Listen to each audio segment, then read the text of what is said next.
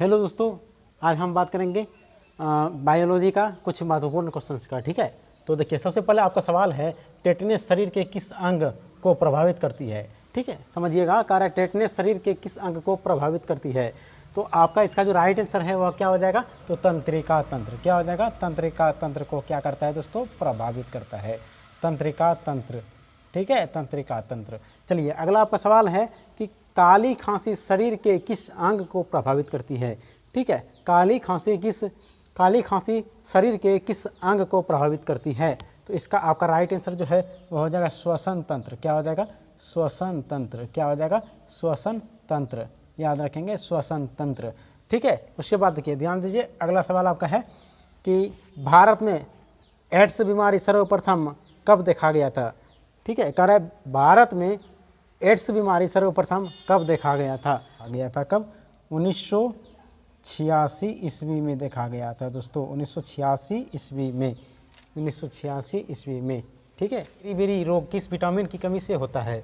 तो बेरी रोग जो हमारा होता है दोस्तों वह B1 विटामिन की कमी से होता है। कौन सा, B1 विटामिन की कमी से। ठीक है, B1 विटामिन की कमी से होता है। ठीक है, विटामिन B1 की कमी से होता है। ठीक है, चलिए ध्यान दीजिए, अगला सवाल आपका, नवजात शिशु में हड्डियों की संख्या कितनी होती है।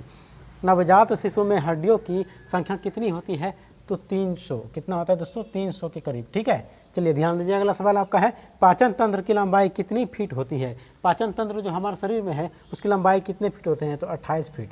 कितने, 28 फीट। ध्यान दीजिए, 28 फीट। ठीक है, मानव शरीर में शुद्ध रक्त को विभिन्न अंगों तक पहुँचाने का काम कौन करता है। ठीक है, मानव शरीर में शुद्ध रक्त को विभिन्न अंगों तक कौन पहुंचाता है। मानव का जो शरीर है इसे पूरे शरीर तक जो है पहुंचाने का कौन काम करता है, कार्य है। तो चलिए इसका राइट आंसर हो जाएगा धमनी। क्या हो जाएगा, धमनी हो जाएगा। ठीक है, धमनी ने क्या करता है, हमारे शरीर तक विभिन्न अंगों में पहुँचाने का कार्य करता है। ठीक है, चलिए देखिए अगला सवाल आपका है, हाँ देखिए अगला सवाल आपका है, मानव शरीर के प्रत्येक अंग से अशुद्ध रक्त को हृदय तक कौन पहुँचाता है। मानव शरीर के प्रत्येक अंग से अशुद्ध रक्त को हृदय तक कौन पहुंचाता है। तो आपका राइट आंसर जो है वह हो जाएगा सीरा। क्या हो जाएगा दोस्तों, क्या हो जाएगा, बोलिए, सीरा हो जाएगा। सीरा हो जाएगा। ठीक है, सीरा का कार्य क्या है कि मानव शरीर के प्रत्येक अंग से वो शुद्ध, जहाँ शुद्ध नहीं है वहाँ पर रक्त हृदय तक पहुँचाने का कार्य करता है। ठीक है, चलिए देखिए अगला सवाल आपका है कि रक्त को प्रमुख कितने भाग होते हैं। कह रहा है रक्त के प्रमुख कितने भाग होते हैं। तो हमारा हो जाएगा 3। कितना, 3। ठीक है, 3 हो जाते हैं। ठीक है, कितने होते हैं, 3 भाग होते हैं। ठीक है, रक्त के प्रमुख कितने भाग होते हैं, तो 3 होते हैं। प्लाज्मा में कितने % जल पाई गई है। तो चलिए आपका राइट आंसर हो जाएगा 90%। ठीक है, 90%। चलिए अगला सवाल आपका, RH फैक्टर का खोज किसने किया था।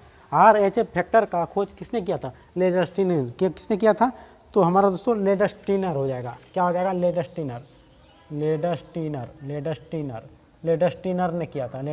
ने किया था।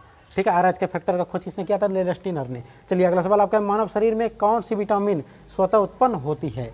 ठीक है, समझिए, मानव शरीर में कौन सी विटामिन स्वतः क्या होता है, उत्पन्न होते हैं। तो आपका राइट आंसर इसका जो है विटामिन डी आपका जो है शरीर में क्या होता है, उत्पन्न होता है। ठीक है, विटामिन डी। चलिए फिर अगले वीडियो में